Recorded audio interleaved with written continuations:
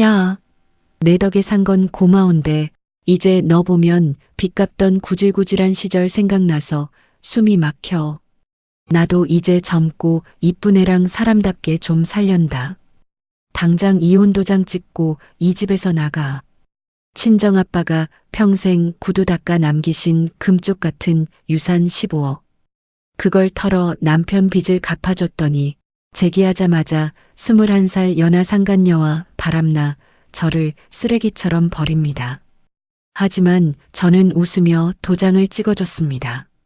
정확히 일주일 뒤 이 배은망덕한 인간들이 제 발밑에 엎드려 피눈물을 흘리며 싹싹 빌게 될 줄은 꿈에도 몰랐을 테니까요.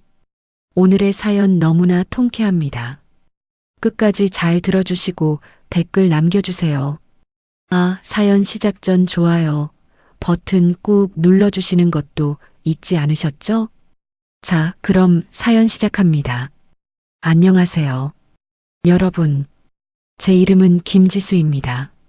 오늘 저는 제 인생에서 가장 소중하고도 아픈 이야기를 꺼내보려 합니다.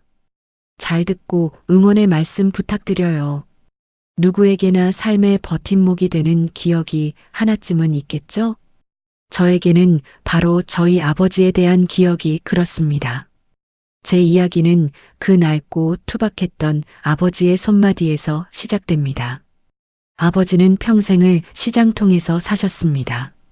새벽 안개가 자욱한 시장 어귀에서 아버지는 가장 먼저 전등을 밝히셨죠.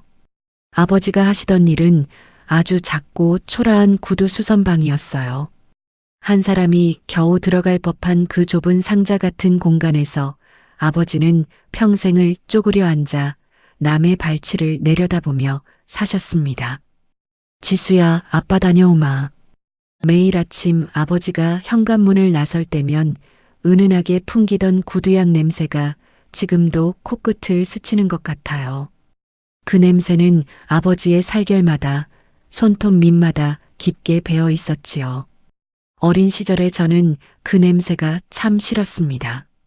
학교에 아버지가 오시는 날이면 친구들이 코를 킁킁거릴까봐 멀리서 손만 흔들고 도망치듯 교실로 들어가기도 했어요. 철없던 딸은 아버지의 손이 왜 그렇게 시커멓게 죽어 있는지, 왜 손마디가 보리밥알처럼 툭툭 붉어져 있는지 물어보지 않았습니다. 그저 그 투박한 손이 제 손을 잡을 때면 슬쩍 손을 빼곤 했었죠. 아버지는 그런 저의 마음을 다 아시는 듯 허허 웃으시며 그저 거친 손을 바지에 슥슥 문지르곤 하셨습니다. 우리 지수, 오늘도 공부하느라 고생 많았지? 아버지는 퇴근길에 항상 검은 비닐봉지를 들고 오셨어요. 그 안에는 제가 제일 좋아하던 붕어빵이나 시장에서 파는 꽈배기가 들어 있었죠. 아빠, 이거 아빠 드세요. 저는 배 안 고파요. 제가 짐짓 쌀쌀맞게 대답하면 아버지는 굳이 제 입에 붕어빵 꼬리를 떼어 넣어 주셨습니다. 아빠는 시장에서 많이 먹었어. 너 많이 먹고 얼른 커서 이 아빠처럼 고생하지 말고 살아야지. 그때는 몰랐습니다. 아버지가 시장에서 정말로 배불리 드셨던 게 아니라 단돈 몇백 원이라도 아껴서 제 책값을 대고 제 간식을 사오셨다는 것을요. 아버지는 평생 옷 한 벌 제대로 사입지 않으셨습니다. 여름이면 누렇게 변한 메리아스 바람으로 지내셨고 겨울이면 솜이 다 죽어 비틀어진 낡은 점퍼 하나로 추위를 견디셨죠. 여보, 당신도 옷 좀 하나 사 입어요. 보는 내가 다 안쓰러워. 어머니가 그렇게 성화를 부려도 아버지는 막무가내였습니다. 나는 이게 편해. 시장 사람들이 다 아는데 멋부려 뭐하냐? 그렇게 아버지는 자신을 위해서는 단 1원도 쓰지 않는 지독한 구두쇠로 소문이 나 있었습니다. 그런 아버지가 어느 날 병상에 눕게 되셨을 때였습니다. 평생 강철 같던 아버님도 세월의 무게 앞에서는 어쩔 도리가 없으셨나 봅니다. 야위어가는 아버지의 손을 처음으로 제가 꼭 잡았을 때 저는 그만 소리 없이 눈물을 쏟고 말았습니다. 손바닥은 거북이 등껍질처럼 딱딱하게 굳은 살이 박여 있었고 손마디는 굽어질 대로 굽어 있었습니다. 그 굽은 손마디 하나하나가 저를 대학에 보내고 시집을 보내고 사람 구실하게 만든 세월의 훈장이라는 걸 그제야 깨달았던 것이죠. 아버지는 떨리는 손으로 베개 밑에서 낡은 가죽 가방 하나를 꺼내셨습니다. 그리고는 주변을 살피시더니 저를 가까이 불러 속삭이셨어요. 지수야, 이거 받아라. 가방 안에는 낡은 통장 몇 개와 빛바랜 서류 뭉치가 들어 있었습니다. 저는 눈을 크게 뜨고 서류를 확인했습니다. 그것은 다름 아닌 시내 번화가 입구에 있는 작은 3층 상가 건물의 등기 권리증이었습니다. 아빠, 이게 다 뭐예요? 아빠가 이런 건물이 있으셨어요? 저는 믿기지 않아 되물었습니다. 아버지는 힘겹게 미소를 지으며 제 손을 덮어 잡으셨습니다. 지수야, 내가 평생 구두 닦고 집 날라서 한 푼 두 푼 모은 거다. 시장 뒤편에 땅 한 평 사두었던 게 운이 좋아서 건물을 올릴 수 있었지. 하지만 지수야, 이건 절대로 내 남편에게도 말하지 말거라. 시댁 식구들은 물론이고 그 누구에게도 이 존재를 알리지 마. 아버지의 목소리는 평소보다 더 단호하고 무거웠습니다. 왜요, 아빠? 남편도 알면 좋잖아요. 우리 이제 형편도 좀 나아질 텐데. 제가 의아해하며 묻자 아버지는 제 눈을 똑바로 응시하셨습니다. 사람 속은 알 수가 없는 법이다. 특히 돈 앞에서는 피를 나눈 형제도 남보다 못한 법이지. 이건 네가 나중에 늙어서 기댈 곳 없을 때 네 노후가 되어줄 거다. 너의 자존심이 되어줄 거고 네 목숨줄이 되어줄 게야. 아버지는 목숨줄이라는 단어를 쓰실 때 제 손을 아주 세게 쥐셨습니다. 그 투박하고 굽은 손에서 전해지는 간절함이 제 심장까지 닿는 것 같았어요. 살다 보면 생각지도 못한 모진 바람이 불 때가 있을 거다. 비가 억수같이 쏟아져서 당장 발 디딜 틈도 없을 때가 올 수도 있어. 그때 이 건물을 생각하며 버티거라. 절대로 무슨 일이 있어도 이 건물만큼은 지켜야 한다. 알겠느냐? 저는 그저 눈물을 흘리며 고개를 끄덕일 수밖에 없었습니다. 아버지가 그 건물을 마련하기 위해 보냈을 수천 번의 망치질과 수만 번의 구두 닦는 손길이 머릿속에 그려졌거든요. 그것은 단순한 부동산이 아니었습니다. 자식에게만큼은 가난을 물려주지 않겠다는 한 아버지의 처절한 투쟁의 결과물이었죠. 겨울이면 동상에 걸려 진물이 나던 아버지의 발가락과 여름이면 땀띠로 얼룩졌던 아버지의 등이 떠올랐습니다. 그 고통의 시간을 다 이겨내고 저에게 남겨주신 마지막 선물이었던 것입니다. 아빠, 걱정하지 마세요. 제가 꼭 지킬게요. 아빠의 평생이 담긴 건데 제가 어떻게 소홀히 하겠어요. 제 대답을 들으신 아버지는 그제야 안심하신 듯 깊은 한숨을 내쉬며 눈을 감으셨습니다.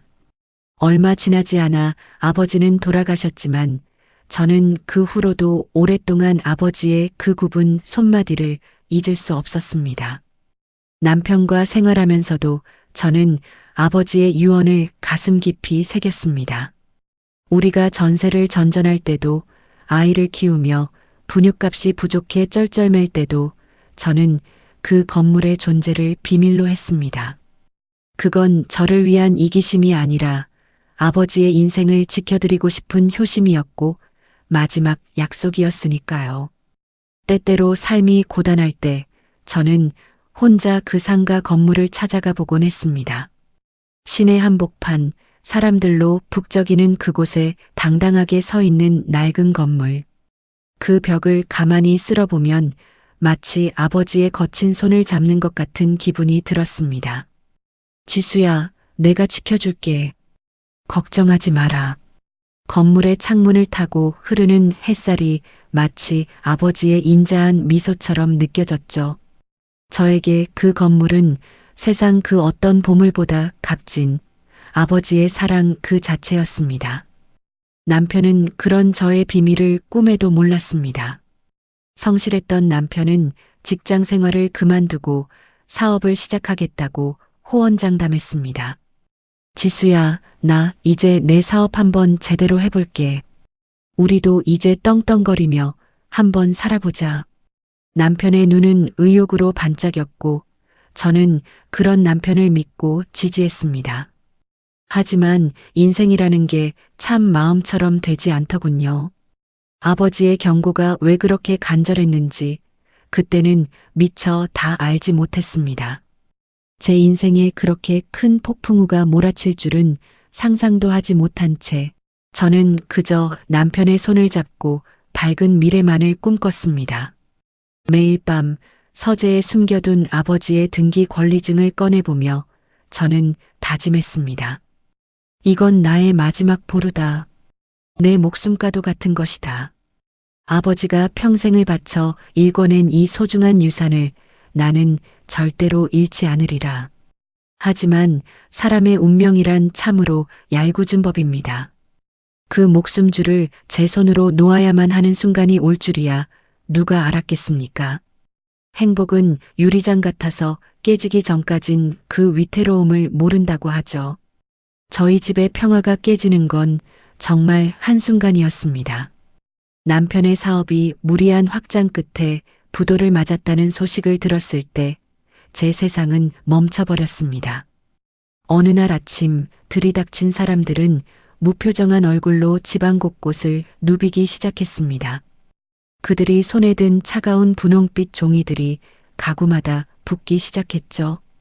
텔레비전 위에도, 우리가 함께 식사를 하던 식탁 위에도, 심지어 아이의 방, 아끼던 장난감 집 위에도 그 무시무시한 빨간 딱지가 붙었습니다. 엄마, 이거 뭐야? 왜 우리 집에 스티커 붙여? 8살 딸아이가 겁에 질린 눈으로 제 치맛자락을 붙잡고 물었습니다. 저는 아이의 눈을 가리며 애써 떨리는 목소리를 다잡아야 했죠. 별거 아니야, 우리 공주님. 이건 그냥 표시해 두는 거야. 금방 뗄 거야. 아이를 방으로 들여보내고 거실로 나왔을 때 남편은 바닥에 주저앉아 머리를 쥐어뜯고 있었습니다. 여보, 이제 어떡해? 정말 방법이 없는 거야? 제가 떨리는 목소리로 묻자 남편이 한눈으로 저를 올려다보았습니다. 지수야, 미안해. 정말 미안해. 거래처 대금은 밀렸고 직원들 월급도 못 줬어. 당장 이번 주 안에 15억을 구하지 못하면 나 정말 감옥에 가야 할지도 몰라. 남편의 목소리는 갈라져 있었고 그 단단하던 어깨는 눈에 띄게 쪼그라들어 있었습니다. 감옥이라니, 그게 무슨 소리야? 당신 정말이야? 저는 가슴이 철렁 내려앉아 남편 곁에 마주 앉았습니다. 다 내 잘못이야. 내가 너무 욕심을 부렸어. 당신이랑 우리 딸 고생 안 시키려고 시작한 일인데 오히려 길거리에 나앉게 생겼으니. 남편은 제 손을 붙잡고 어린아이처럼 엉엉 울기 시작했습니다. 지수야, 나 어떻게 해야 할까? 나 이대로 무너지면 우리 가족 다 죽어. 나 정말 죽고 싶어. 죽고 싶다는 그 말 한마디에 제 심장이 덜컥 내려앉았습니다. 평소 자존심 강하던 남편이 제 앞에서 무릎까지 꿇으며 비는 모습을 보니 가슴이 찢어지는 것 같았죠. 밤새 잠 한숨 자지 못하고 거실을 서성였습니다. 거실벽에 걸린 아버지의 사진이 저를 내려다보는 것 같았습니다. 아버지가 돌아가시며 그토록 당부하셨던 말씀이 귓가를 맴돌았죠. 이건 내 목숨줄이다. 절대로 무슨 일이 있어도 지켜야 한다. 저는 서랍 깊숙한 곳에 숨겨두었던 아버지의 상가 건물 등기 권리증을 꺼내 들었습니다. 손끝이 벌벌 떨렸습니다. 이 종이 한 장에 아버지의 한평생이, 그 굽은 손가락의 고통이 고스란히 담겨 있는데 이걸 팔아서 남편의 빚을 갚아줘야 한다니 저는 아버지 사진 앞에 털썩 주저앉았습니다. 아버지, 저 어떡해요? 아버지가 어떻게 모으신 돈인데. 이거 팔면 저 정말 아버지 배신하는 거잖아요. 그런데 남편이 죽겠대요. 우리 딸이 길거리에 나앉게 생겼는데 제가 어떻게 모른 척을 해요. 저는 아버지 사진을 가슴에 품고 한참을 오열했습니다. 사진 속 아버지는 아무런 대답도 없으셨지만 그 인자한 미소가 저를 꾸짖는 것만 같아 고개를 들 수 없었습니다. 한참을 울다 보니 눈앞이 흐릿해지고 가슴이 답답해져 왔습니다. 하지만 마냥 울고만 있을 수는 없었습니다. 당장 내일이라도 빚쟁이들이 들이닥칠 판이었으니까요. 저는 눈물을 닦고 전화기를 들었습니다. 대학 선배이자 유능한 변호사인 미니 언니에게 연락을 했습니다. 언니, 나 지수야. 내일 만날 수 있을까? 다음 날 아침 일찍 저는 미니 언니의 사무실을 찾았습니다. 제 초췌한 몰골을 본 언니는 깜짝 놀라며 제 손을 꼭 잡아주었죠. 지수야, 어쩌다 남편 사업이 그렇게 된 거야. 언니, 나 아버지가 남겨주신 상가가 있는데 그거 팔고 그걸로 남편 빚 갚아주려고. 제 말에 언니는 눈을 크게 뜨며 저를 만류했습니다. 상가를 판다고? 부동산은 계속 오를 텐데. 아이고. 언니, 근데 남편을 살려야 우리 가족이 살잖아. 하지만 그냥은 안 줄 거야. 그게 무슨 소리야? 나도 아버지 유언이 가슴에 사무쳐. 그래서 나 자신을 지킬 최소한의 장치를 만들고 싶어. 저는 준비해간 메모장을 언니 앞에 내밀었습니다. 상가 판 돈 15억 원. 이건 남편에게 그냥 주는 게 아니라 빌려주는 형식으로 하고 싶어. 그리고 공증도 확실히 받을 거야. 남편이 제기하면 반드시 갚아야 한다는 조건. 그리고 만약 우리 관계에 문제가 생기면 즉시 상환한다는 특약도 넣을 수 있을까? 미니 언니는 제 차분한 태도에 놀란 듯 안경을 고쳐 썼습니다. 너 정말 독해졌구나. 하지만 잘 생각했어. 부부 사이라도 돈 문제는 확실히 해야 해. 그리고 하나 더 있어, 언니. 남편이 다시 사업을 시작하게 되면 그 회사의 핵심 기술이나 특허권, 그리고 사무실 명예 같은 것들을 내가 만든 1인 법인 소유로 해두고 싶어. 남편은 경영만 하고 소유권은 내가 쥐고 있는 방식 말이야. 혹시라도 남편이 나중에 딴 마음을 품거나 사업이 또 잘못될 때를 대비해서 말이야. 저는 무서웠습니다. 아버지가 말씀하신 모진 바람이 지금 이 순간인지 아니면 나중에 찾아올 더 큰 시련인지 알 수 없었으니까요.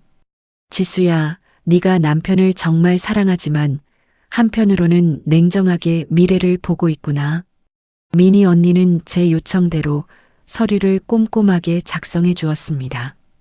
이 서류들 남편한테 사인받아올 수 있겠어?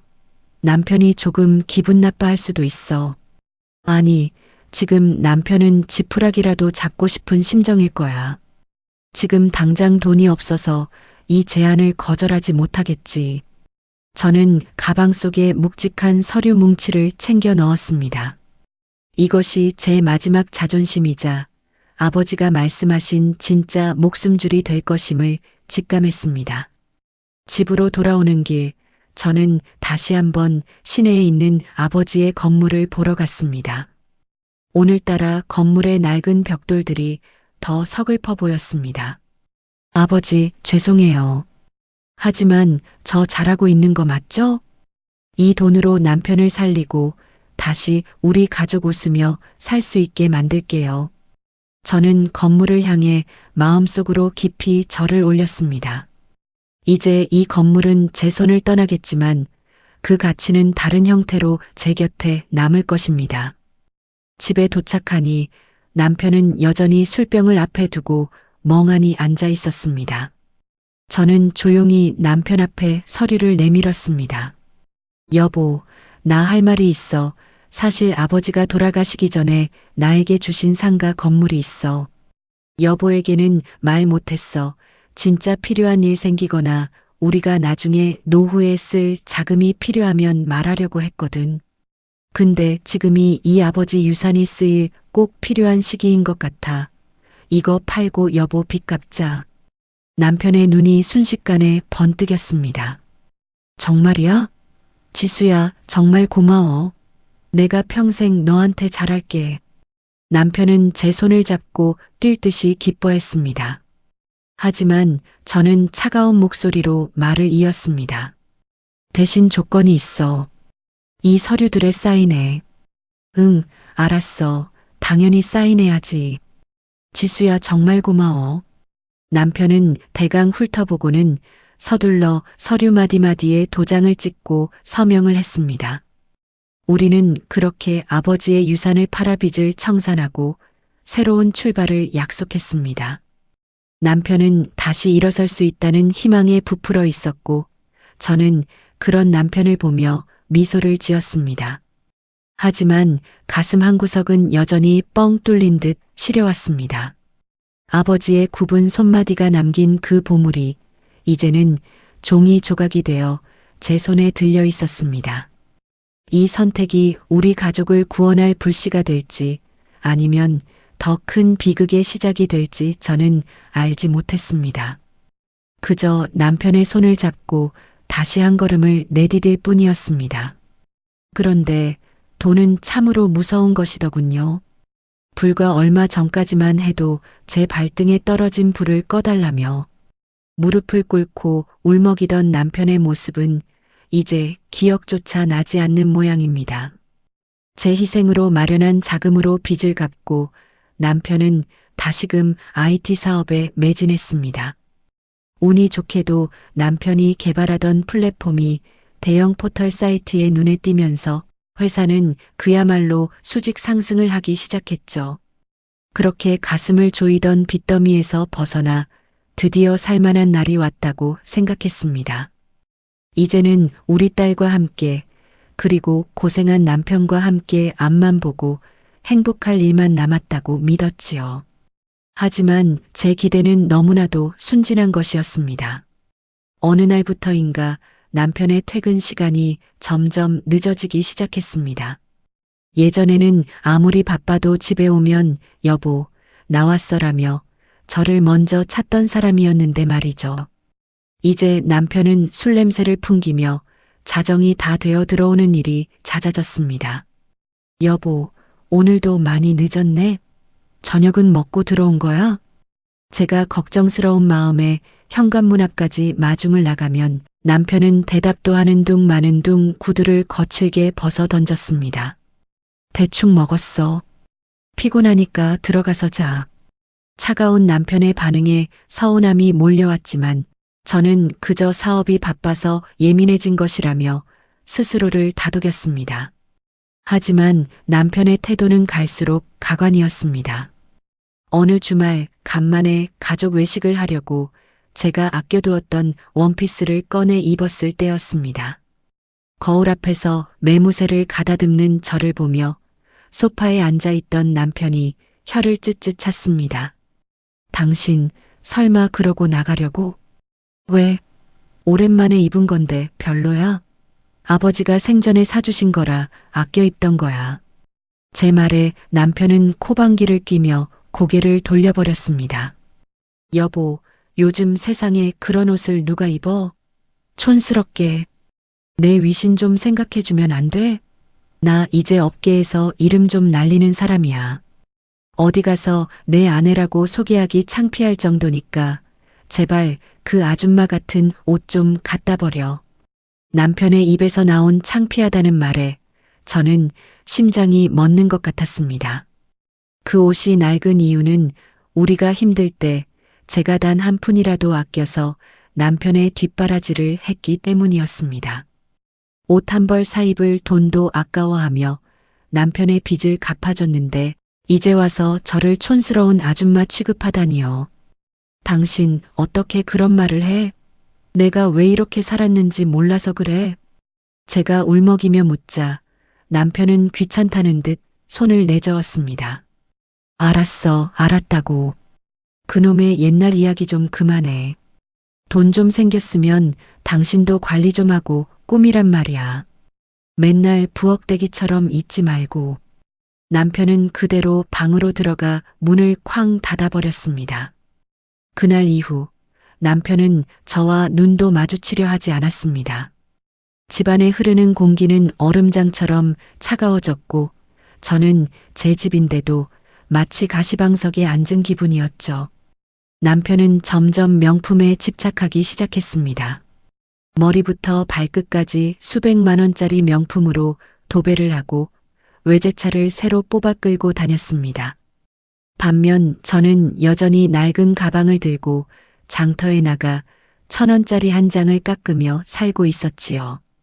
그것이 우리 가정을 지키는 방식이라고 믿었으니까요. 그러던 어느 날 밤이었습니다. 술에 취해 골아떨어진 남편의 옷을 정리하려는데 묘한 위화감이 느껴졌습니다. 남편의 셔츠를 세탁기에 넣으려던 제 손이 멈칫했습니다. 그곳에서는 제가 평소에 쓰지도 않는 아주 진하고 달콤한 향수 냄새가 진동하고 있었거든요. 장미 향기 같기도 하고 세련된 머스크 향 같기도 한 그 냄새는 남편의 목덜미 부근에서 선명하게 피어올랐습니다. 당신이 이런 향수 썼었나? 저는 고개를 갸우뚱하며 남편의 옷주머니를 뒤져보았습니다. 단순히 담배나 영수증이 들어있겠거니 생각하며 손을 넣었을 뿐이었죠. 그런데 제 손끝에 닿은 것은 빳빳한 종이 한 장이었습니다. 주머니에서 꺼내어 펼쳐본 그것은 어느 백화점의 명품관 영수증이었습니다. 눈을 의심하며 금액란을 보았습니다. 540만 원. 품목에는 여성용 가방이라고 선명하게 적혀 있었습니다. 제 심장이 미친 듯이 뛰기 시작했습니다. 최근에 남편은 저에게 선물은커녕 따뜻한 말 한마디 건넨 적이 없었습니다. 제 생일도 결혼기념일도 바쁘다는 핑계로 대충 넘겼던 사람이었지요. 이게 뭐야? 500만 원이 넘는 가방이라니? 저는 떨리는 손으로 영수증의 날짜를 확인했습니다. 불과 사흘 전이었습니다. 그날 남편은 중요한 미팅이 있다며 새벽 2시가 넘어서야 들어왔던 날이었죠. 머릿속이 하얘지며 온갖 불길한 생각이 스쳐 지나갔습니다. 하지만 저는 애써 마음을 진정시키려 노력했습니다. 아니야, 거래처 분에게 선물할 일이 있었겠지. 사업하다 보면 그럴 수도 있잖아. 그렇게 믿고 싶었습니다. 아니, 그래야만 했습니다. 제가 아버지를 배신하면서까지 살려낸 남편이 저를 배신할 리 없다고 믿고 싶었으니까요. 다음 날 아침 식탁에 앉은 남편에게 조심스럽게 물었습니다. 여보, 어제 당신 옷 정리하다가 백화점 영수증을 봤는데 여성용 가방 샀더라? 제 질문에 숟가락을 들던 남편의 손이 찰나의 순간 멈췄습니다. 하지만 이내 아무렇지도 않은 듯 무심하게 대답하더군요. 아, 그거 거래처 사장님 사모님 생신이라서 비서시켜서 보낸 거야. 사업하다 보면 그런 로비도 필요한 법이야. 당신이 뭘 안다고 그래? 남편은 오히려 저를 무식한 사람 취급하며 눈길을 피했습니다. 그래도 500만 원은 너무 비싼 거 아니야? 당신이 그러니까 아줌마 소리를 듣는 거야. 큰 돈을 써야 큰 돈이 들어오는 법이라고. 남편은 화를 벌컥 내며 밥상을 밀치고 일어섰습니다. 미안하다는 말 한마디 없이 현관으로 향하는 그의 뒷모습이 오늘따라 유난히 낯설어 보였습니다. 현관문에 비친 제 모습이 문득 눈에 들어왔습니다. 목이 늘어난 티셔츠에 무릎이 나온 바지, 그리고 거칠어진 손마디. 반면 반짝이는 구두를 신고 당당하게 나가는 남편. 우리는 어느새 너무나 다른 세상을 살고 있는 것 같았습니다. 그가 나간 뒤 거실에 홀로 남은 저는 남편이 벗어둔 셔츠에 코를 갖다 대 보았습니다. 여전히 사라지지 않은 그 달콤한 향기. 그 향기가 마치 비웃음처럼 제 코끝을 맴돌았습니다. 가슴 한구석에서 알 수 없는 불안감이 싹트기 시작했습니다. 단순히 거래처 선물일 뿐이라던 그의 말을 100% 믿기에는 제 직감이 너무나 불길한 신호를 보내고 있었죠. 올챙이 시절을 잊은 개구리는 자신이 원래 어디에서 왔는지조차 기억하지 못하는 법이라더니 진흙탕을 뒹굴며 함께 고생하던 시절은 이제 남편에게 지워버리고 싶은 부끄러운 과거일 뿐인 걸까요? 저는 거실벽에 걸린 아버지 사진을 바라보았습니다. 아버지는 여전히 인자하게 웃고 계셨지만 저는 왠지 모를 죄책감에 고개를 숙였습니다. 아버지의 목숨줄과도 같은 유산을 팔아 세워준 남편의 왕국. 그 왕국에서 제가 설 자리는 점점 좁아지고 있었습니다. 남편의 차가운 눈빛과 낯선 향수 냄새, 그리고 거액의 영수증. 이 모든 조각들이 하나의 그림을 완성해 가고 있다는 사실을 저는 차마 인정하고 싶지 않았습니다. 불길한 예감은 왜 한 번도 틀린 적이 없을까요? 남편의 셔츠에서 나던 그 낯선 향수 냄새가 제 심장을 콕콕 찌르던 날들이 이어졌습니다. 그러던 중 남편의 회사 설립 기념 파티가 열린다는 소식을 들었지요. 남편은 처음엔 저더러 오지 말라고 손사래를 쳤습니다. 당신 오면 신경 쓰여서 일 못해. 그냥 집에서 애나 봐. 남편의 차가운 말에 오기가 생기더군요. 여보, 나 그래도 여보 와이프잖아. 직원들한테 인사라도 해야지. 결국 저는 남편의 반대를 무릅쓰고 백화점에 가서 가장 점잖은 정장 한 벌을 사입었습니다. 거울 속 제 모습이 조금은 낯설었지만 남편의 곁에 서기에 부족함이 없기를 바랄 뿐이었죠. 파티가 열린 호텔 연회장은 화려함 그 자체였습니다. 은은한 조명 아래 정장을 차려입은 신사들과 화사한 드레스의 여인들이 가득했지요. 저는 긴장된 마음으로 연회장 문을 열고 들어섰습니다. 멀리서 남편의 모습이 보였습니다. 사람들에게 둘러싸여 환하게 웃고 있는 남편의 모습은 제가 알던 그 초라한 남자가 아니었죠. 그런데 남편의 바로 옆에 마치 바늘과 실처럼 딱 붙어 있는 한 젊은 여자가 눈에 들어왔습니다. 화려한 붉은색 드레스를 입고 남편의 팔에 자연스럽게 손을 얹은 채 웃고 있는 여자. 그녀가 바로 미나였습니다. 제가 다가가자 남편의 얼굴이 순식간에 굳어버렸습니다. 당신 왔어? 남편은 당황한 기색을 감추지 못하며 제 인사를 받는 둥 마는 둥 했습니다. 그때 붉은 드레스의 그녀, 미나가 생긋 웃으며 저를 쳐다보더군요. 어머, 사장님. 이분이 혹시 사모님이세요? 그녀의 목소리는 옥구슬 굴러가듯 맑았지만 제 귀에는 날카로운 바늘처럼 박혔습니다. 남편은 어색하게 고개를 끄덕이며 저를 소개했습니다. 집사람이야. 여보, 여기는 우리 회사 기획팀 에이스인 미나 씨. 미나는 저를 향해 허리를 굽혀 인사했지만 그 눈빛은 전혀 공손하지 않았습니다. 미나는 제 앞에 서서 아주 천천히 제 머리끝부터 발끝까지 훑어내리기 시작했습니다. 그 무례한 시선에 제 온몸이 화끈거렸지요. 그녀는 제 구두와 가방, 그리고 제가 큰맘 먹고 산 정장을 차례로 뜯어보았습니다. 그러더니 입가에 묘한 비웃음을 띠며 남편에게 말을 건네더군요. 사장님, 사모님 스타일이 참 정겨우시네요. 저희 고모님이 딱 저런 스타일로 입으시는데 아주 우아하고 보기 좋으세요. 고모님이라니요. 저를 대놓고 늙은이 취급하는 그 말투에 제 주먹이 꽉 쥐어졌습니다. 하지만 남편은 그런 미나의 무례함을 꾸짖기는커녕 오히려 허허거리며 웃고만 있었습니다. 미나 씨가 안목이 높아서 그래. 여보, 당신 오늘 너무 차려입은 거 아니야? 남편의 한마디가 제 가슴에 대못을 박았습니다. 남편은 제 기분은 안중에도 없는지 미나와 대화를 이어가기에 바빴습니다. 사장님, 이 샴페인 정말 맛있지 않아요? 딱 제 스타일이에요. 미나는 자연스럽게 남편의 잔에 샴페인을 채워주며 어깨를 살짝 부딪혔습니다. 남편은 그 손길이 싫지 않은 듯 입이 귀에 걸려 있었죠. 누가 봐도 다정한 연인 같은 그 모습에 저는 연회장 한 구석으로 밀려난 이방인이 된 기분이었습니다. 사람들은 수군거리며 저와 그 두 사람을 번갈아 보았습니다. 수치심에 얼굴이 달아올라 쥐구멍이라도 숨고 싶은 심정이었죠.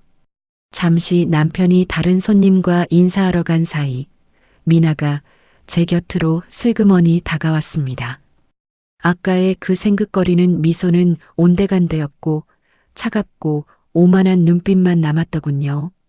그녀는 제 옆에 서서 와인잔을 흔들며 나지막하게 속삭였습니다. 사모님, 제가 한 말씀 드려도 될까요? 저는 떨리는 목소리로 대답했습니다. 무슨 말이 하고 싶은 거죠? 그러자 미나는 제 얼굴을 빤히 쳐다보며 믿기지 않는 말을 내뱉었습니다. 사장님 옆엔 저처럼 젊고 세련된 사람이 어울리지 않나요? 거울 좀 보세요. 사모님은 이제 사장님 인생에 어울리는 액세서리가 아니에요. 저는 너무 놀라 숨이 막힐 것 같았습니다. 24살, 제 딸뻘인 이 아이가 제 면전에 대고 이런 폭언을 퍼부을 줄은 꿈에도 몰랐거든요. 너, 지금 뭐라고 했니? 제 물음에 미나는 눈 하나 깜짝하지 않고 말을 이었습니다. 사장님도 이제 큰 사업하시는 분인데 옆에 서 있는 아내가 너무 촌스러우면 체면이 안 서잖아요. 사랑은 나이가 아니라 마음이라는데 저랑 사장님 마음이 아주 잘 맞거든요. 사모님은 그냥 집에서 살림이나 하시는 게 제일 보기 좋은 것 같아요. 그녀의 당돌하고 무례한 대사 하나하나가 제 가슴을 갈기갈기 찢어 놓았습니다.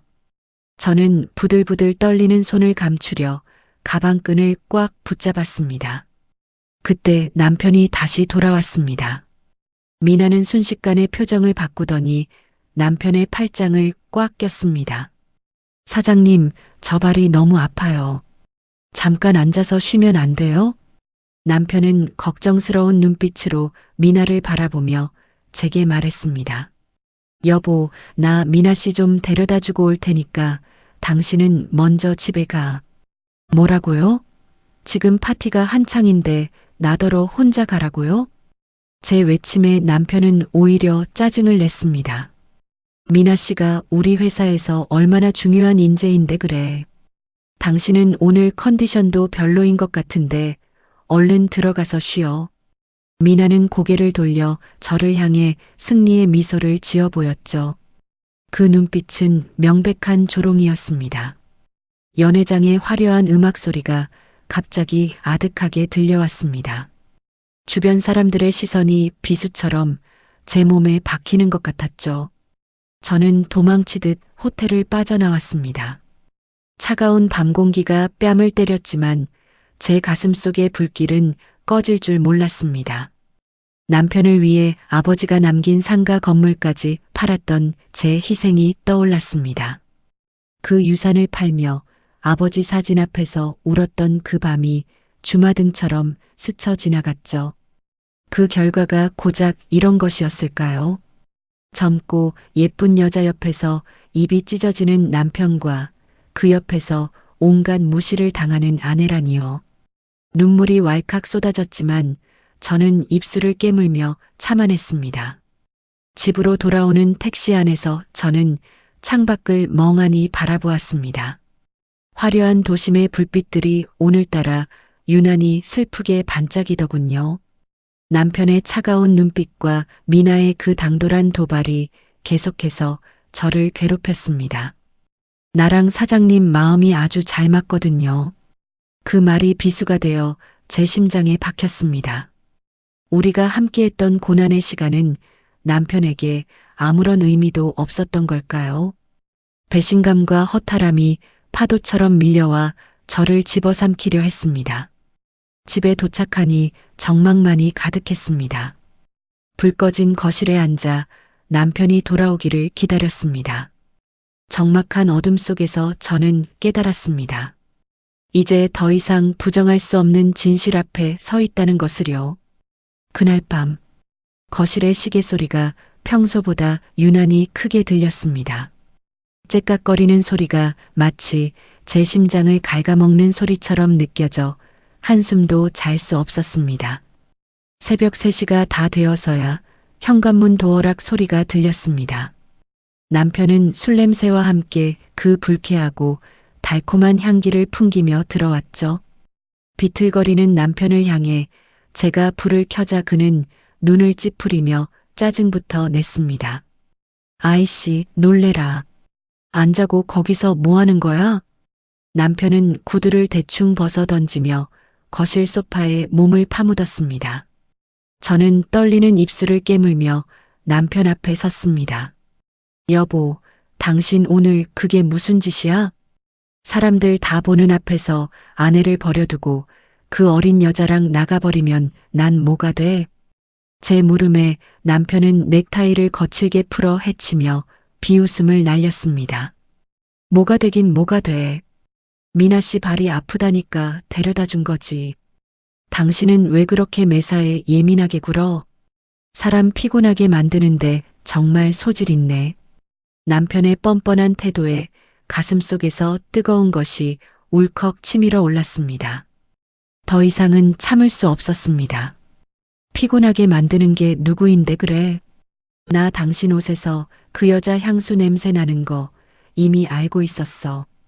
명품 가방 산 영수증도 다 봤다고. 그 여자랑 바람 피우는 거지? 지금 나 몰래 둘이 만나고 있는 거잖아. 제 고함에 남편은 잠시 당황하는 듯 하더니 이내 차가운 눈빛으로 돌변했습니다. 남편은 소파에서 일어나 제 코앞까지 다가와 저를 내려다보았습니다. 그래, 알았으면 됐네. 숨기기도 귀찮았는데 잘 됐어.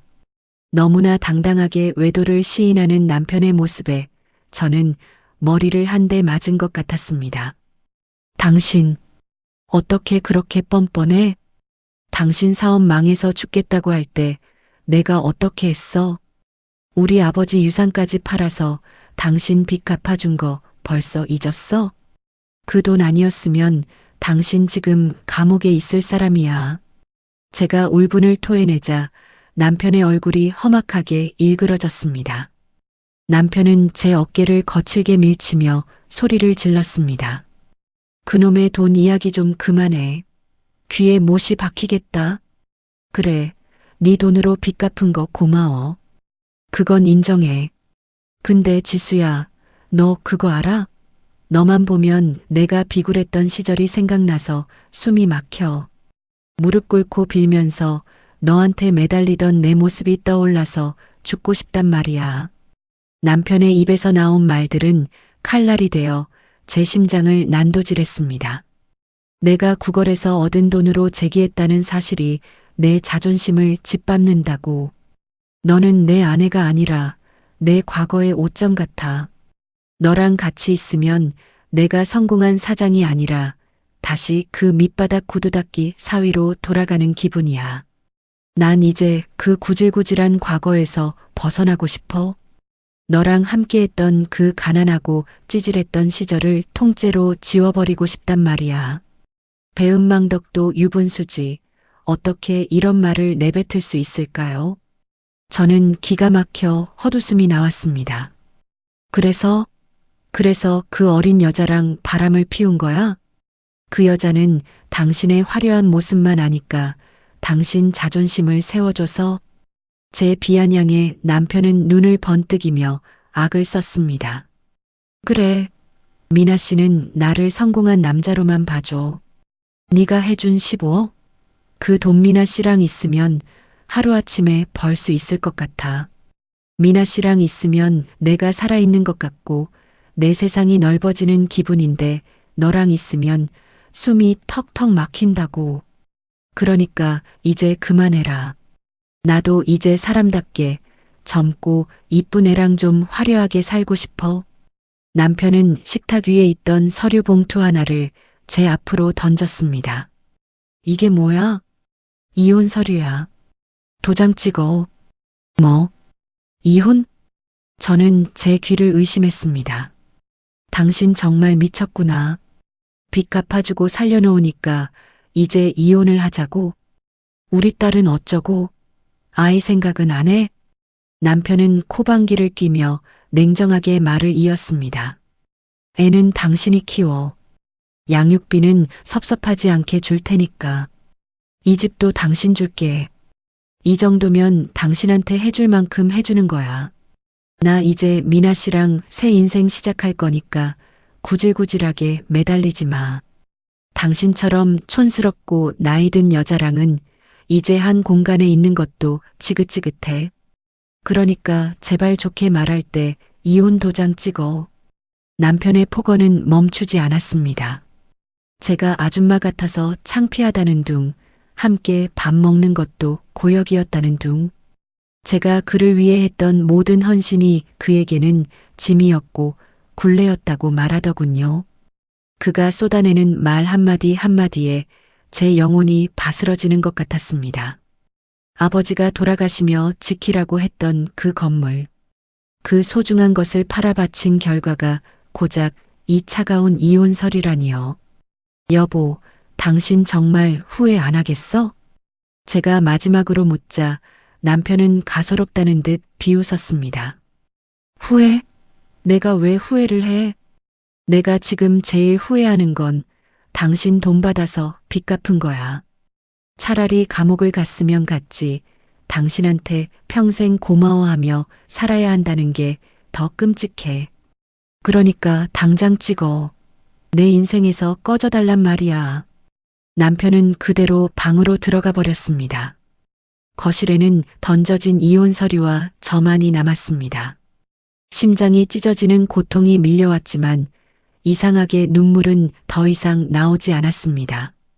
남편의 눈빛에서 본 것은 미안함이 아니라 진심 어린 혐오였습니다.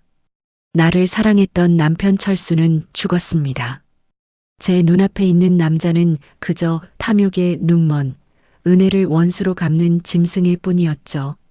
저는 거실 바닥에 엎드려 한참을 가쁜 숨을 몰아쉬었습니다. 남편의 배은망덕한 대사들이 머릿속에서 맴돌며 저를 괴롭혔습니다. 너만 보면 숨이 막혀. 너는 내 과거의 오점이야. 어떻게 사람이 사람에게 이런 말을 할 수 있을까요? 우리가 함께 보낸 15년의 세월이 단 15분 만에 쓰레기통에 처박힌 기분이었습니다. 어둠이 짙게 깔린 거실에서 저는 이혼 서류를 빤히 쳐다보았습니다. 남편은 제가 울며불며 매달릴 거라 생각했겠죠. 자신이 준 아파트 한 채에 감지덕지하며 물러날 거라 믿었을 겁니다. 하지만 그는 큰 착각을 하고 있었습니다. 저는 아버지가 시장통에서 평생을 버티며 키운 딸입니다. 모진 바람이 불수록 더 단단해지는 법을 저는 이미 몸소 배웠거든요. 가슴 한구석에서 서늘한 냉기가 돌기 시작했습니다. 슬픔은 어느덧 분노로 바뀌었고 그 분노는 다시 차가운 이성으로 변해갔습니다.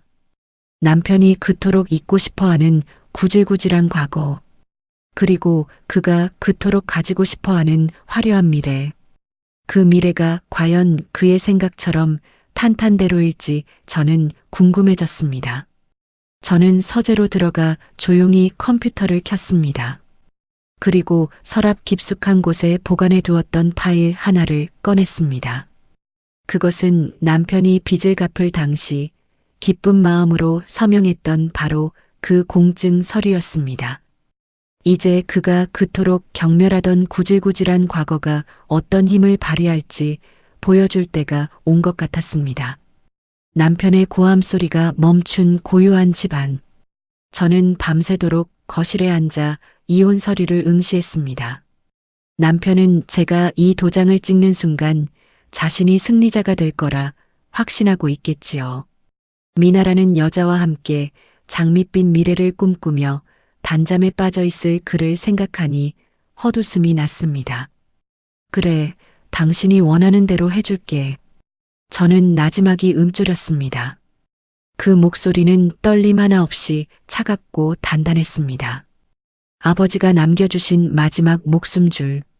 그것을 끊어버린 것은 제가 아니라 바로 남편 자신이었습니다. 그가 제 가슴에 박은 대못은 이제 그대로 그에게 돌아갈 것입니다. 저는 펜을 들어 이혼 서류 위에 제 이름을 정성스럽게 적어 넣었습니다. 한자 한자 적을 때마다 남편에 대한 마지막 정조차 깨끗이 씻겨 내려가는 기분이었습니다. 이혼 도장을 찍는 소리가 거실에 울려 퍼졌습니다. 남편은 이제 제가 완전히 무너졌다고 생각하겠죠. 하지만 이것은 끝이 아니라 시작이었습니다.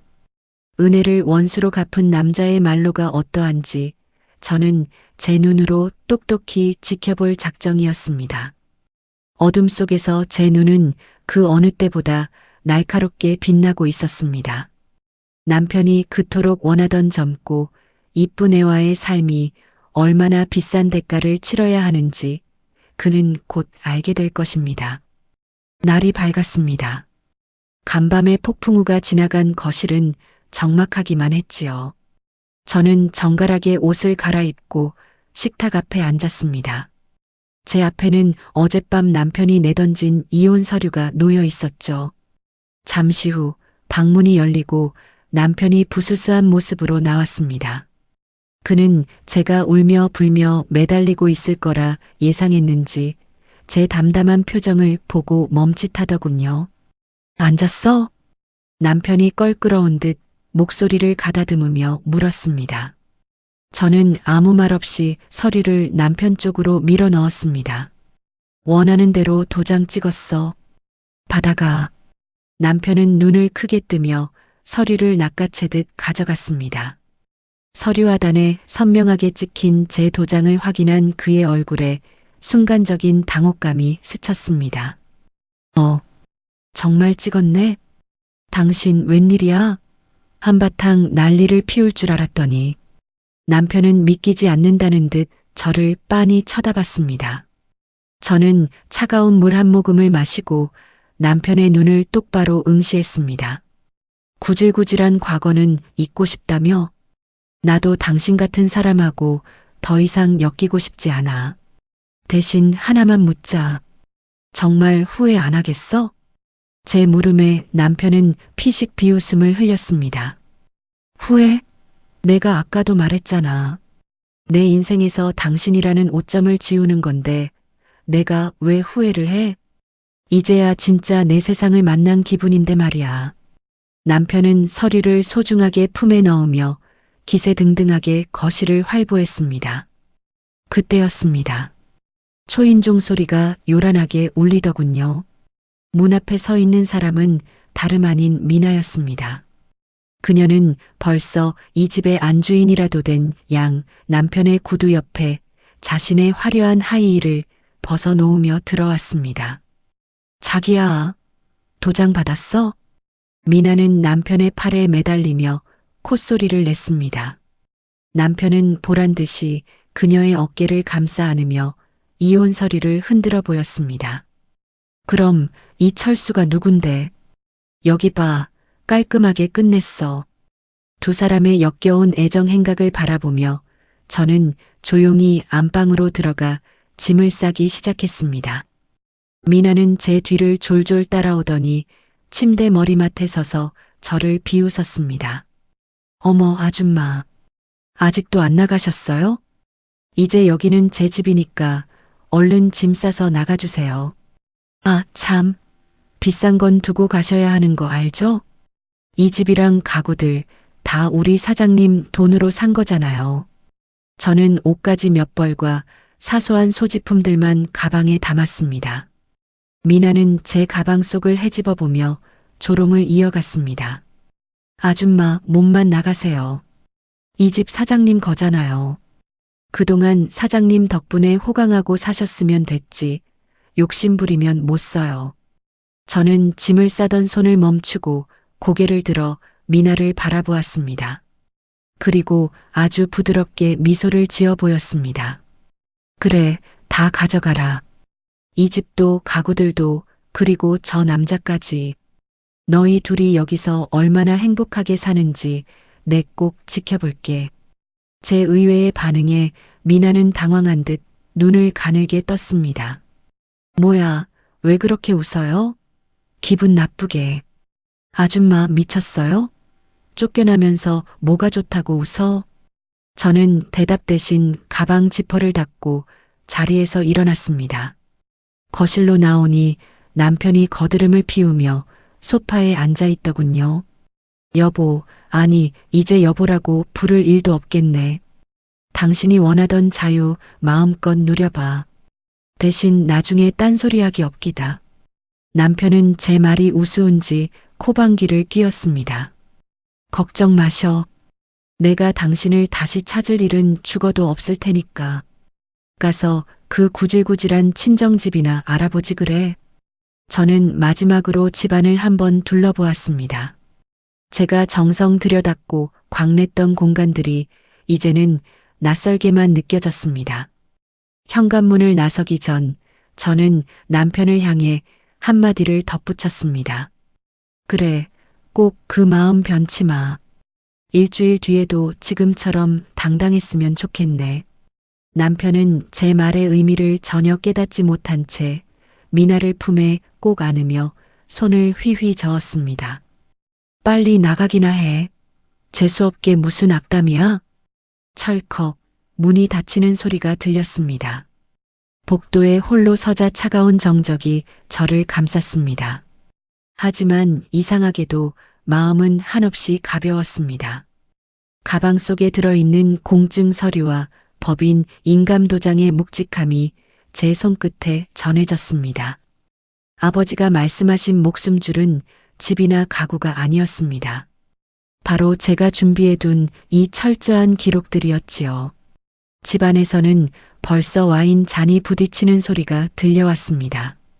자기야, 드디어 우리 세상이야. 미나의 들뜬 목소리가 문틈 사이로 새어나왔습니다. 남편은 호탕하게 웃으며 맞장구를 쳤지요. 그럼 이제 방해꾼도 없으니 우리 제대로 한번 즐겨보자고. 지옥으로 가는 길에 축배를 드는 꼴이라더니 참으로 가관이었습니다. 저는 엘리베이터 거울 속에 비친 제 모습을 보았습니다. 어젯밤보다 훨씬 생기 있고 단호한 눈빛이었습니다. 아버지, 저 이제 시작해요. 아버지가 남겨주신 지혜로 저 배은망덕한 인간들에게 진짜 세상이 어떤 곳인지 보여줄게요. 저는 미련 없이 아파트 단지를 빠져나와 미리 예약해둔 호텔로 향했습니다. 차가운 밤바람이 불어왔지만 제 가슴속은 이미 뜨거운 불길이 타오르고 있었습니다. 남편과 미나는 지금 이 순간 세상의 주인공이 된 기분이겠지요. 남편은 자신이 그토록 혐오하던 과거를 지웠다고 믿을 것이고 미나는 성공한 남자의 안주인이 되었다고 확신할 것입니다. 하지만 공든 탑이 무너지는 데는 그리 오랜 시간이 걸리지 않습니다. 특히 그 탑의 기초가 다른 사람의 희생과 눈물로 만들어진 것이라면 더욱 그렇겠지요. 그들이 마시는 와인이 얼마나 쓰디쓴 눈물이 되어 돌아올지 저는 벌써부터 기대가 되었습니다. 호텔방에 도착해 짐을 푼 저는 미니 언니에게 전화를 걸었습니다. 언니 나야. 도장 찍어줬어. 응, 짐 다 싸서 나왔어. 이제 시작하자. 법원에 서류 제출해줘. 전화를 끊고 창밖의 야경을 내려다보았습니다. 저 멀리 남편과 함께 살던 아파트의 불빛이 보였습니다. 일주일. 그 짧은 시간이 지나면 저 불빛 아래서 곡소리가 터져 나오겠지요. 남편은 의아해했을 겁니다. 왜 제가 아무런 저항도 하지 않고 재산 분할도 요구하지 않은 채 순순히 나갔는지 말이죠. 그는 제가 가진 패가 무엇인지 상상조차 하지 못하고 있었습니다. 그저 제가 무기력하게 패배했다고 생각하며 승리감에 도취해 있을 뿐이었죠. 하지만 진짜 싸움은 상대방이 방심했을 때 시작되는 법입니다. 저는 조용히 침대에 누워 눈을 감았습니다. 내일부터는 정말 바빠질 것입니다. 은행에서, 세무서에서, 남편의 회사로 경고장들이 날아가기 시작할 테니까요. 남편이 그토록 사랑하는 돈과 위신, 그리고 젊은 여자. 그 모든 것들이 신기루처럼 사라질 때 과연 그는 어떤 표정을 지을까요? 생각만 해도 가슴 한구석이 서늘해지면서도 묘한 긴장감이 돌았습니다. 아버지가 주신 이 기회를 저는 절대로 놓치지 않을 것입니다. 잠이 오지 않는 밤, 저는 아버지의 굽은 손마디를 떠올렸습니다. 그 고단했던 세월이 헛되지 않도록 저는 아주 정밀하고 차갑게 복수를 완성해 나갈 것입니다. 지금쯤 남편은 미나의 품에서 달콤한 꿈을 꾸고 있겠지요. 그 꿈이 악몽으로 변하는 순간까지 단 일주일의 시간이 남았습니다. 딱 일주일이었습니다. 폭풍 전야의 고요함이라는 말, 참 무섭죠? 제가 짐을 싸서 나온 뒤 세상은 아무 일도 없었다는 듯 평온하게 흘러갔습니다. 하지만 그건 겉모습일 뿐이었지요. 저는 호텔방에 앉아 차분하게 시계를 보며 그들이 누리고 있을 마지막 만찬을 상상했습니다. 그 시각 남편과 미나는 아마 축배를 들고 있었을 겁니다.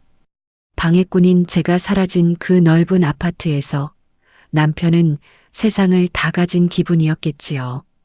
거실 소파에 길게 누워 미나가 건네는 비싼 와인을 마시며 제가 닦아놓은 평화를 온전히 제 것인 양 즐겼을 겁니다. 자기야, 이제 진짜 우리 둘뿐이야. 미나의 그 간드러지는 목소리가 온 집안을 울리고 있었겠지요. 하지만 침묵의 일주일이 흐른 월요일 아침, 남편의 화려한 성벽에 첫 번째 균열이 가기 시작했습니다. 출근 준비를 하던 남편은 평소처럼 단골 카페에서 커피를 주문하고 카드를 내밀었을 겁니다. 손님, 한도 초과라고 나오는데요. 점원의 말에 남편은 코웃음을 쳤겠지요. 한도 초과라니? 이 카드가 어떤 카드인데? 다시 긁어봐요. 2번, 3번을 긁어도 결과는 마찬가지였습니다. 당황한 남편이 서둘러 휴대폰으로 은행 앱을 켰을 때 그의 눈앞에는 믿을 수 없는 문구가 떠 있었습니다. 해당 계좌는 법원의 명령에 의해 압류 및 거래 중지 상태입니다. 남편의 손이 덜덜 떨리기 시작했겠지요. 하나가 아니었습니다. 급하게 확인한 그의 법인 계좌, 개인 적금, 심지어 비상금 통장까지 모두 붉은 글씨로 압류라는 딱지가 붙어 있었으니까요. 그때였습니다. 남편의 휴대폰이 미친 듯이 울려대기 시작했습니다. 회사 격리 팀장이었습니다. 사장님, 지금 회사 법인 카드가 전부 정지됐습니다. 거래처 대금 결제도 안 되고 당장 오늘 나갈 급여 이체도 막혔어요. 도대체 무슨 일이 생긴 걸까요? 남편은 대답할 말조차 찾지 못한 채 멍하니 서 있었을 겁니다. 그 시각 집에서는 미나가 비명을 지르고 있었겠지요. 현관문 앞에 산더미처럼 쌓인 우편물 때문이었습니다. 그녀가 짜증 섞인 손길로 뜯어본 노란색 봉투 안에는 무시무시한 제목의 서류들이 들어 있었습니다. 채무이행 독촉장, 부당이득 반환 청구 소송 소장, 부동산 및 채권 가압류 통지서. 미나의 전화를 받고 집으로 달려온 남편은 거실 바닥에 흩어진 서류들을 보며 정신을 잃을 뻔했을 겁니다. 그 서류들 가장 윗부분에는 제가 남편에게 사인을 받았던 그 공증 서류 사본이 첨부되어 있었죠. 이게 뭐야? 지수, 이 여자가 대체 무슨 짓을 한 거야? 남편이 악을 쓰며 서류를 읽어 내려갔습니다. 서류에는 제가 미니 언니와 함께 치밀하게 준비했던 특약의 내용이 아주 명확하게 적혀 있었습니다. 첫째, 상가 매각 대금 15억 원은 아내 지수가 남편에게 대여한 금액임을 명시한다. 둘째, 이 대여금의 상환 기일은 채권자가 임의로 정하며 채권자가 원할 경우 별도의 절차 없이 즉시 상환 의무가 발생한다. 셋째, 상환이 지연될 경우 연 5%의 지연 이자를 가산하며 아내는 남편의 모든 자산에 대해 즉각적인 강제 집행 권한을 가진다. 대여, 이게 빌린 돈이라고? 남편은 머리를 쥐어뜯으며 소리쳤습니다. 그때는 그냥 형식적인 거라고 했잖아. 마누라가 남편 빚 갚아준 게 무슨 대여야. 하지만 법은 감정에 호소하는 남편의 편이 아니었습니다. 그가 직접 도장을 찍고 지장을 눌렀던 그 서류는 이제 세상에서 가장 날카로운 칼날이 되어 그의 목을 겨누고 있었죠. 15억 원. 거기에 그동안의 법정 이자까지 합치면 그가 당장 토해내야 할 돈은 상상을 초월했습니다. 미나는 옆에서 사색이 되어 떨고 있었습니다. 자기야, 이거 진짜야? 15억을 다 갚아야 한다고? 미나의 목소리에서 예전의 애교는 찾아볼 수 없었습니다.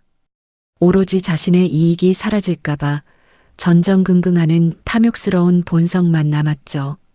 남편은 그런 미나를 돌아볼 여유조차 없었습니다. 남편은 거실 바닥에 주저앉아 소장을 읽고 또 읽었습니다. 하지만 읽으면 읽을수록 탈출구는 보이지 않았을 겁니다. 그는 아마 생각했겠지요. 단순히 제가 집을 나가면 모든 것이 끝날 줄 알았다고요. 제가 아줌마처럼 순진해서 그가 던져준다던 아파트 한 채에 만족하며 물러날 줄 알았을 겁니다. 하지만 제가 남긴 이 서류들은 제가 15년 동안 그를 위해 했던 헌신이 결코 공짜가 아니었음을 증명하고 있었습니다. 남편의 사업 자금, 그가 타고 다니는 외제차, 미나에게 사준 명품 가방들. 그 모든 것의 뿌리가 사실은 제 돈, 아니 저희 아버지의 피땀 어린 유산이었다는 사실을 법이 말해주고 있었습니다. 이건 무효야. 강압에 의한 사인이라고. 남편은 허공에 대고 소리를 질렀겠지만 그의 목소리를 들어줄 사람은 아무도 없었습니다. 법원의 압류는 무자비했습니다. 회사 계좌가 묶이니 당장 원자재 결제가 막혔고 협력업체들은 부도 소문을 듣고 회사로 몰려들기 시작했죠. 일주일 전까지만 해도 성공한 IT 기업가로 칭송받던 그는 하루아침에 빚쟁이들에게 쫓기는 신세가 되었습니다. 남편은 믿고 싶지 않았을 겁니다. 자신이 그토록 무시하던 구질구질한 과거가 자신을 파멸로 이끄는 유일한 열쇠였다는 사실을요.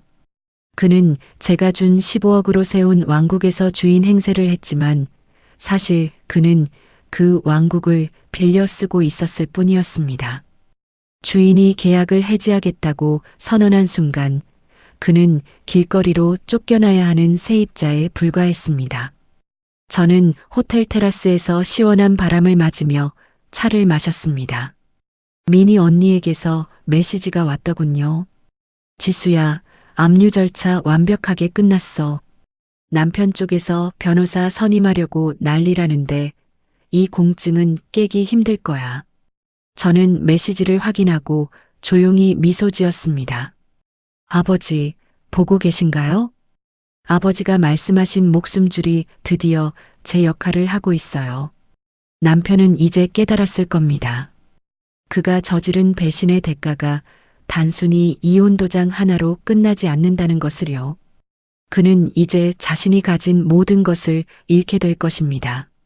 돈, 명예, 그리고 그가 그토록 자랑스러워하던 사업까지도요.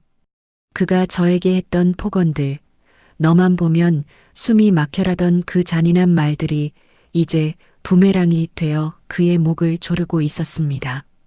집안은 온통 아수라장이 되었겠지요. 압류 딱지가 붙은 가구들 사이에서 남편은 넋을 잃고 앉아 있을 겁니다. 그 화려하던 거실 조명도 폭신하던 소파도 이제는 그의 것이 아니었습니다. 미나는 이미 명품 가방 몇 개를 챙겨 밤중에 도망칠 궁리를 하고 있었겠지요. 배신으로 쌓아 올린 관계는 배신으로 무너지는 법입니다. 남편은 아마 밤잠을 설치며 제 이름을 불렀을 겁니다. 지수야, 내가 잘못했어. 한 번만 봐줘. 하지만 그 목소리는 저에게 닿지 않습니다.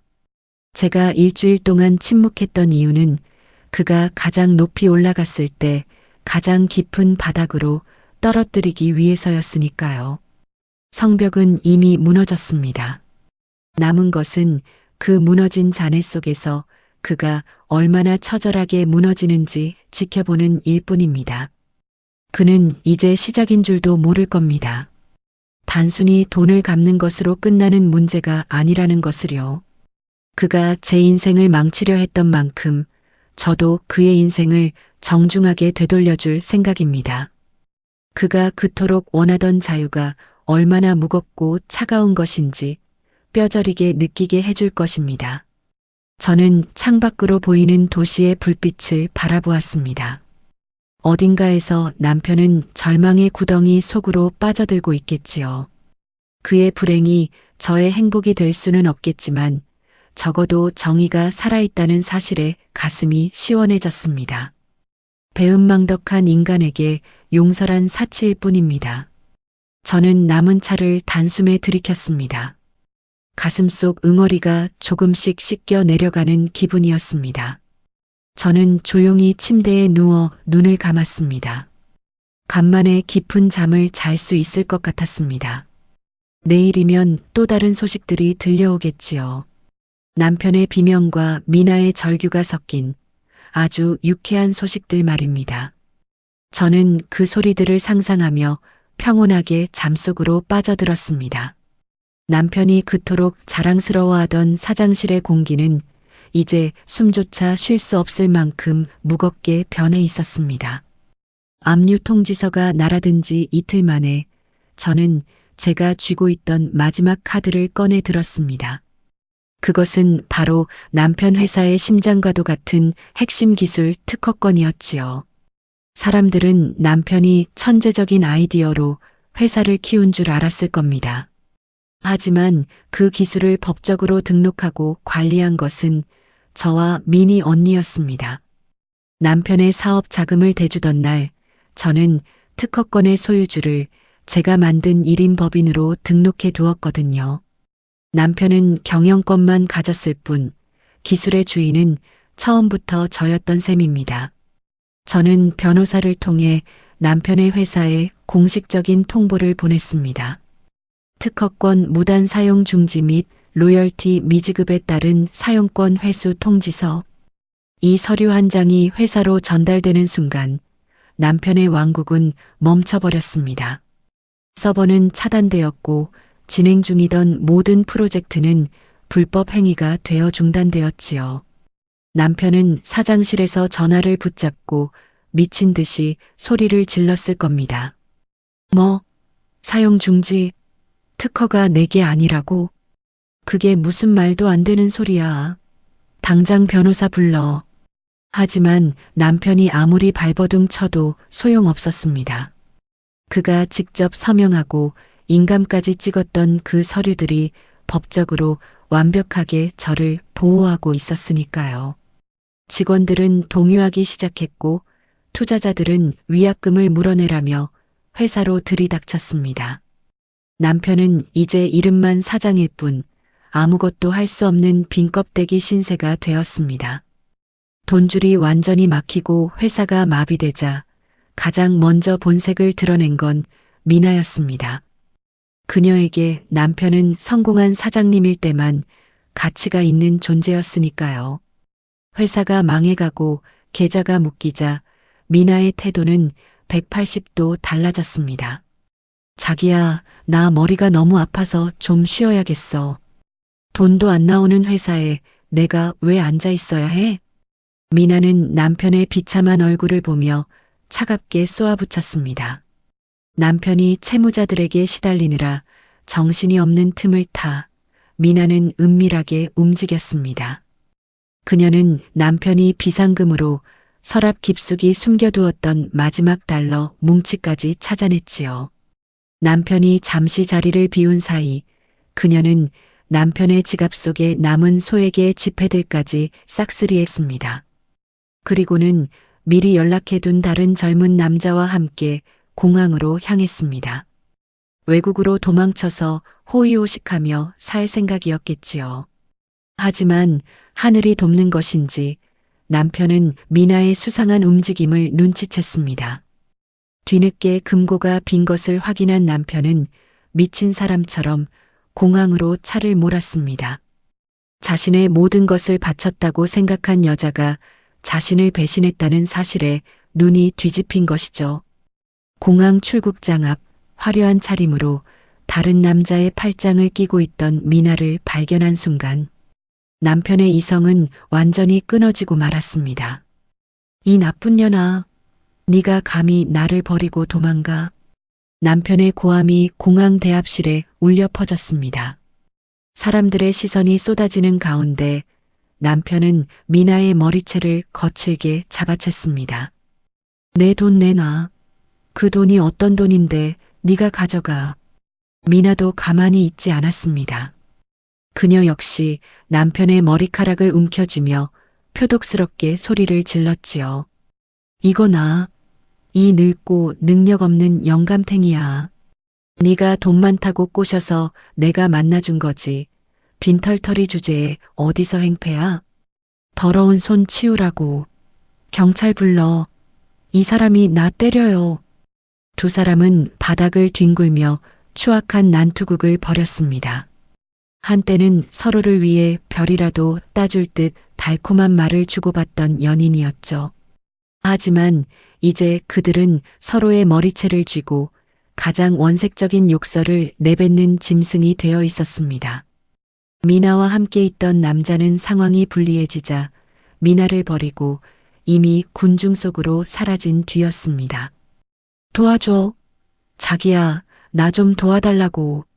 미나가 울부짖었지만 돌아오는 건 남편의 싸늘한 비웃음과 거친 손길뿐이었습니다. 사랑? 젊고 예쁜 애랑 살겠다고? 그래, 네가 말한 그 사랑이 고작 이거였냐? 남편은 광기 어린 웃음을 터뜨리며 미나의 가방을 뒤져달러 뭉치를 빼앗았습니다. 경찰들이 달려와 두 사람을 떼어놓았을 때 그들의 몰골은 처참하기 그지없었습니다. 남편의 비싼 정장은 찢겨나갔고 미나의 화려한 드레스는 흙먼지로 뒤덮였지요. 공항 바닥에는 미나가 훔치려던 돈들이 낙엽처럼 흩어져 있었습니다. 그 광경을 지켜보던 사람들은 혀를 차며 수군거렸습니다. 세상에 저 나이 먹고 공공장소에서 뭐하는 짓이래? 남편은 경찰에 연행되면서도 미나를 향해 저주를 퍼부었습니다. 미나 역시 남편의 얼굴에 침을 뱉으며 악담을 멈추지 않았죠. 그들이 그토록 원하던 화려한 인생의 종착역은 경찰서 유치장이었습니다. 돈이 사라진 자리에 남은 것은 증오와 추악한 본성뿐이었습니다. 남편은 그제야 깨달았을까요? 자신이 버린 아내의 자리가 얼마나 단단한 방패였는지를요. 미나는 끝까지 발뺌하며 남편을 고소하겠다고 날뛰었습니다. 저 사람이 강제로 저를 잡아둔 거예요. 저는 그냥 제 물건 챙겨서 나온 거라고요. 두 사람은 서로를 파멸시키기 위해 수단과 방법을 가리지 않았습니다. 저는 미니 언니를 통해 공항에서 벌어진 이 추문 소식을 전해 들었습니다. 전화기 너머로 들려오는 언니의 목소리에는 통쾌함과 씁쓸함이 교차하고 있었지요. 지수야, 정말 가관도 아니었대. 둘이 공항 바닥에서 구르고 싸우는데 그게 뉴스에 안 난 게 신기할 정도라더라. 저는 창밖을 보며 조용히 눈을 감았습니다. 복수심에 불타오르던 가슴 한구석이 서늘해지는 기분이었습니다. 하지만 동정심은 들지 않았습니다. 그들이 저지른 배신과 기만의 대가는 너무나 가혹해야만 했으니까요. 남편이 저에게 던졌던 그 모욕적인 말들, 젊고 이쁜 애랑 살련다라며 저를 쓰레기 취급하던 그 목소리, 그가 선택한 그 젊고 이쁜 결과가 고작 공항 바닥의 머리채 싸움이라는 사실이 실소마저 자아냈습니다. 회사는 이제 파산 절차를 밟게 될 것입니다. 특허권이 없는 IT 회사는 아무런 가치가 없으니까요. 남편은 이제 돈 한 푼 없는 빚쟁이 신세로 전락해 평생을 법정에서 보내야 할지도 모릅니다. 미나 또한 절도와 상간녀 소송으로 자신의 인생이 얼마나 처참하게 망가지는지 보게 되겠지요. 배신으로 맺어진 인연의 결말은 언제나 이토록 비참한 법입니다. 공항 바닥에 흩뿌려진 그 돈들은 사실 저희 아버지의 땀방울이었습니다. 그 소중한 돈을 가지고 도망치려 했던 미나와 그걸 지키겠다고 짐승처럼 날뛰던 남편. 두 사람의 모습은 마치 한편의 비극적인 코미디를 보는 것 같았습니다. 아버지가 지키라고 했던 그 목숨줄은 이제 저를 지키는 강력한 채찍이 되어 그들을 휘감았습니다. 저는 거울 앞에 서서 제 모습을 다시 한번 확인했습니다. 남편이 촌스럽다고 비웃던 제 눈빛은 이제 그 어느 때보다 단단해져 있었습니다. 추악하게 몰락해가는 그들의 소식은 이제 저에게 아무런 상처도 주지 못했습니다. 그들은 이제 제가 발을 들이지 않아도 스스로 무너져 내리고 있었으니까요. 진정한 지옥은 바로 자신들이 만든 탐욕의 감옥에 갇히는 것이었습니다. 남편은 이제 사장실에 푹신한 의자가 아니라 차가운 유치장 바닥에서 밤을 보내겠지요. 미나는 자신을 도와줄 남자가 더 이상 없다는 사실에 절망하며 울부짖을 것입니다. 그들이 서로를 핥히며 내뱉은 상처들은 평생 지워지지 않는 흉터가 될 것입니다. 저는 이제 그들의 소식을 뒤로하고 제 갈 길을 가려 합니다. 아버지가 남겨주신 이 소중한 유산을 더 가치 있게 쓸 방법을 고민하면서 말이죠. 창밖으로 저무는 노을이 유난히 붉게 타오르고 있었습니다. 마치 그들의 추악한 몰락을 비추는 불꽃처럼 말이죠. 저는 깊은 숨을 내쉬며 마음속의 찌꺼기들을 하나씩 비워냈습니다. 배신의 계절은 가고 이제 저만의 새로운 계절이 오고 있었습니다. 그들의 몰락은 제 인생의 끝이 아니라 새로운 시작을 알리는 신호탄이었습니다. 비가 추적추적 내리는 오후였습니다. 제가 임시로 머물고 있는 오피스텔 앞에 낯익은 그림자가 서 있더군요. 한때는 번듯한 정장에 외제차를 끌고 거드름을 피우던 남편이었습니다. 하지만 지금 제 눈앞에 있는 남자는 그저 비에 젖은 생쥐꼴을 한 패배자일 뿐이었죠. 남편의 비싼 정장은 공항에서의 난투극 때문인지 여기저기 찢어져 있었고 얼굴에는 멍 자국까지 선명했습니다. 지수야, 여보. 그가 저를 발견하자마자 털썩 무릎을 꿇었습니다. 차가운 아스팔트 바닥에 무릎이 닿는 소리가 제 귓가에 선명하게 들려왔지요. 지나가는 사람들이 수군거리며 우리를 쳐다봤지만 남편은 이제 체면 따위는 상관없다는 듯 제 바지가랑이를 붙잡았습니다. 내가 정말 미쳤었어, 지수야. 그 계집애가 나를 그렇게 배신할 줄은 꿈에도 몰랐어. 나 정말 죽고 싶어. 당신 없으면 나 정말 끝장이야.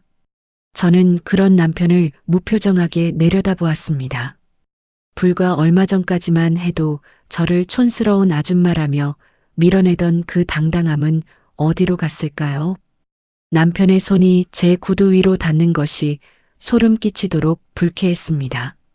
저는 한 걸음 뒤로 물러나며 차가운 목소리로 입을 열었습니다. 이거 놓지 못해? 어디서 이런 추태야? 남편은 눈물 콧물을 쏟으며 더욱 비굴하게 매달렸습니다.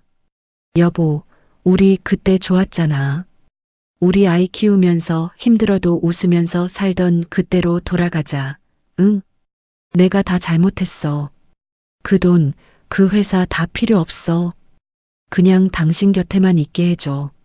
그의 말 한마디 한마디가 너무나 가증스러워 헛웃음이 나왔습니다. 자신이 살기 위해 추억을 팔아먹는 그 비겁함에 치가 떨렸죠. 저는 가방 안에서 마시고 남은 생수병을 꺼냈습니다. 그리고 주저없이 남편의 머리 위로 물을 쏟아부었습니다. 아, 차가워. 지수야, 왜 이래?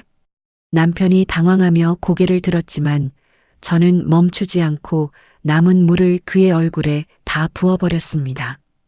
축 처진 그의 머리카락 사이로 물방울이 뚝뚝 떨어졌습니다. 좀 씻어내라고 주는 거야. 그 더러운 입에서 나오는 거짓말들 듣기 역겨우니까. 남편은 멍하니 저를 바라보며 입을 벌리고 있었습니다. 지수야, 어떻게 당신이 나한테 이럴 수 있어? 나 당신 남편이야. 우리 15년을 같이 살았다고. 저는 그의 얼굴 가까이 고개를 숙이고 나지막이 속삭였습니다. 남편? 15년? 당신이 내 면전에 대고 이혼 도장 찍으라고 소리 지를 때 그 15년은 이미 쓰레기통에 처박혔어. 아버지가 남겨주신 건물 파라빚 갚아주니까 젊은 여자랑 살겠다고 나를 버린 게 누구였지? 남편은 할 말이 없는지 고개를 툭 떨어뜨렸습니다. 저는 그런 그를 향해 가슴속에 맺혀있던 마지막 일침을 가했습니다.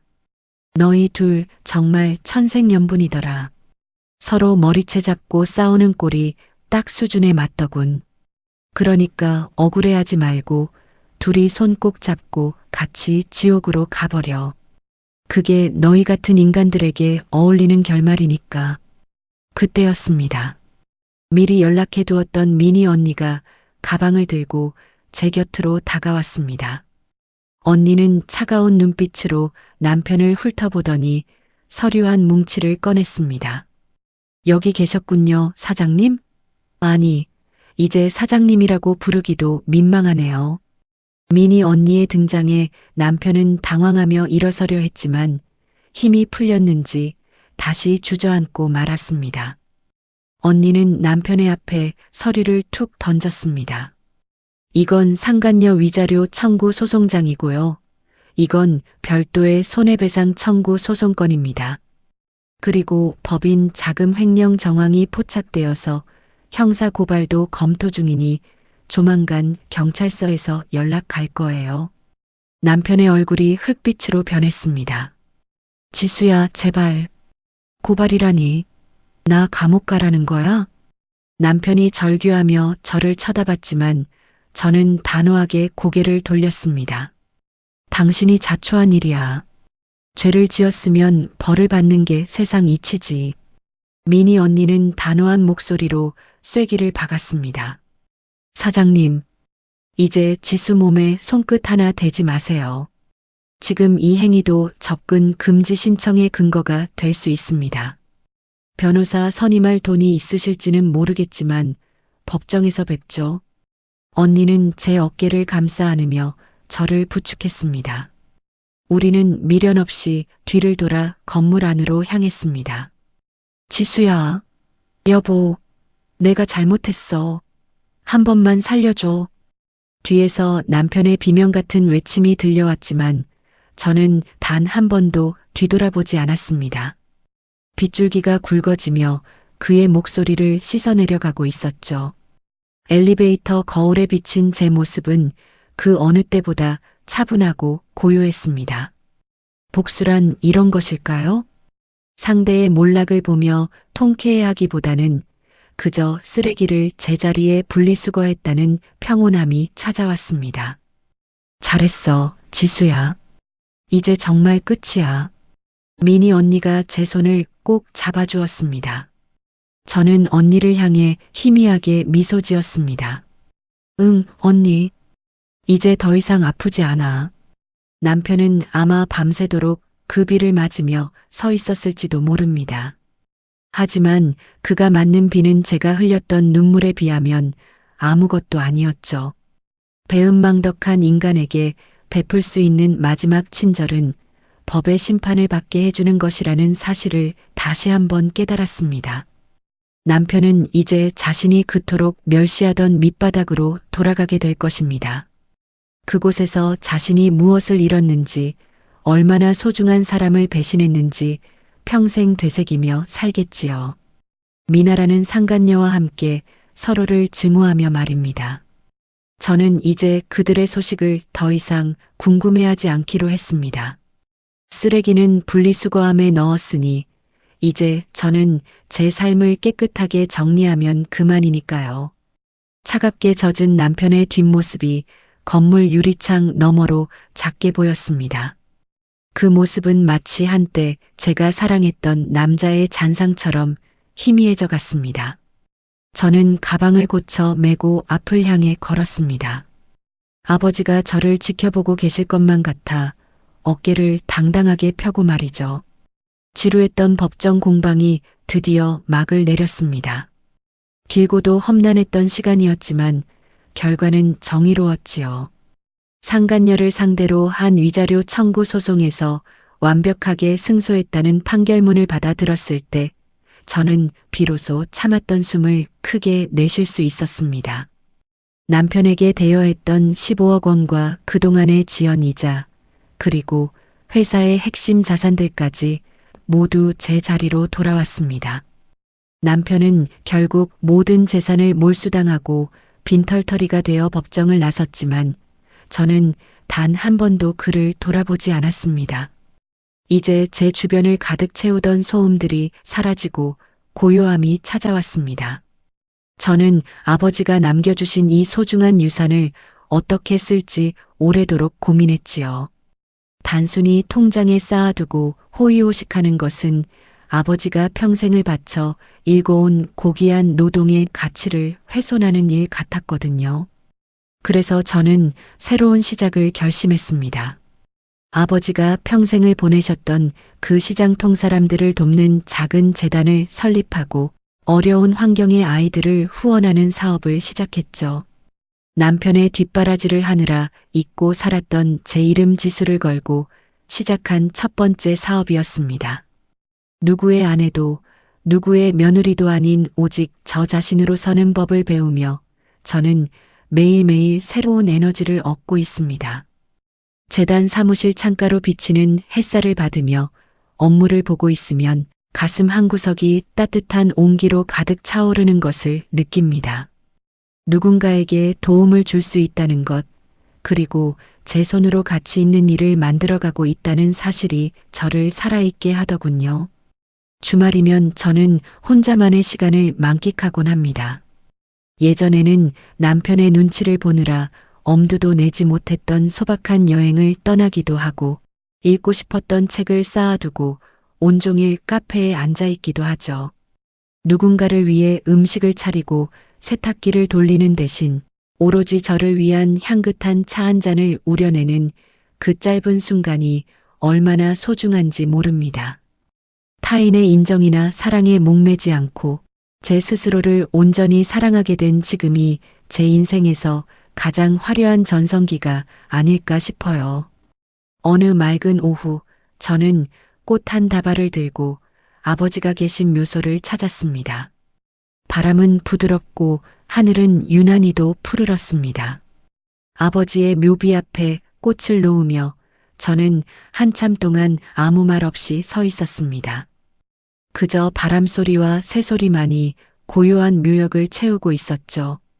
저는 천천히 무릎을 굽히고 앉아 차갑고 단단한 비석을 조심스럽게 어루만졌습니다.